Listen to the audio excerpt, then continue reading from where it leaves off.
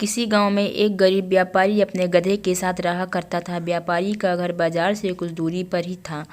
वह रोज गधे की पीठ पर सामान की बोरियां रख कर बाजार जाया करता था। व्यापारी बहुत अच्छा और दयालु इंसान था और अपने गधे की अच्छी तरह ध्यान रखता था। गधा भी अपने मालिक से बहुत प्यार करता था, लेकिन गधे की एक समस्या थी कि वह बहुत आलसी था। उसे काम करना बिल्कुल अच्छा नहीं लगता था। उसे सिर्फ खाना और आराम करना पसंद था। एक दिन व्यापारी को पता चला कि बाजार में नमक की बहुत मांग है। उस दिन उसने सोचा कि अब वो बाजार में नमक बेचा करेंगे। जैसे ही हाट लगने का दिन आया, व्यापारी ने नमक की 4 बोरियां गधे की पीठ पर लादी और उसे बाजार चलने के लिए तैयार किया। व्यापारी गधे के आलसीपन के बारे में जानता था, इसीलिए गधे के न चलने पर उसने गधे को 1-2 बार धक्का दिया और गधा चल पड़ा। नमक की बोरियां थोड़ी भारी थी, जिस वजह से गधे के पैर कांप रहे थे और उसे चलने में मुश्किल हो रही थी। किसी तरह गधे को धक्का देते हुए व्यापारी उसे आधे रास्ते तक ले आया।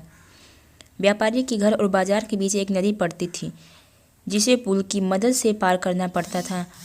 गधा जैसे ही नदी पार करने के लिए पुल पर चढ़ा और कुछ दूर चला, उसका पैर फिसल गया और वह नदी में गिर गया। गधे को नदी में गिरा देख व्यापारी घबरा गया और हड़बड़ाते हुए तैरकर उसे नदी से निकालने जा पहुंचा। व्यापारी ने किसी तरह अपने गधे को नदी से बाहर निकाल लिया। जब गधा नदी से बाहर आया तो उसने देखा कि उसकी पीठ पर लदी बोरियां हल्की हो गई है। सारा नमक पानी में घुल गया था और व्यापारी को आधे रास्ते से ही वापस घर लौटना पड़ा। इस वजह से व्यापारी का बहुत नुकसान हो गया, लेकिन इस घटना से आलसी गधे को बाजार तक न जाने की एक तरकीब सूझ गई थी।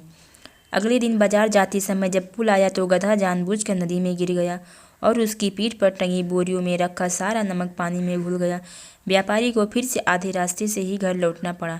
गधे ने हर दिन ऐसा करना शुरू कर दिया। इसके कारण गरीब व्यापारी को बहुत ज़्यादा नुकसान होने लगा। धीरे धीरे व्यापारी को गधे की यह युक्ति समझ आ गई थी।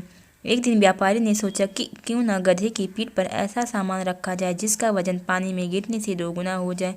यह सोचकर व्यापारी ने गधे की पीठ पर रुई से भरी बोरियां बांध दी और उसे लेकर बाजार की ओर चल पड़ा। जैसे ही पुल आया, गधा रोज की तरह नदी में गिर गया, लेकिन आज उसकी पीठ पर लदा वजन कम नहीं हुआ बल्कि और बढ़ गया।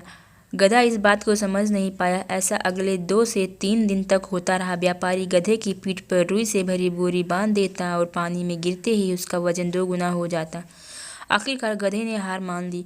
गधे को अब सबक मिल चुका था। चौथे दिन जब व्यापारी और गधा बाजार के लिए निकले तो गधे ने चुपचाप पुल पार कर लिया। उस दिन के बाद गधे ने कभी भी काम करने में आलस नहीं दिखाया और व्यापारी के सारे नुकसान की धीरे धीरे भरपाई हो गई। कहानी से सीख।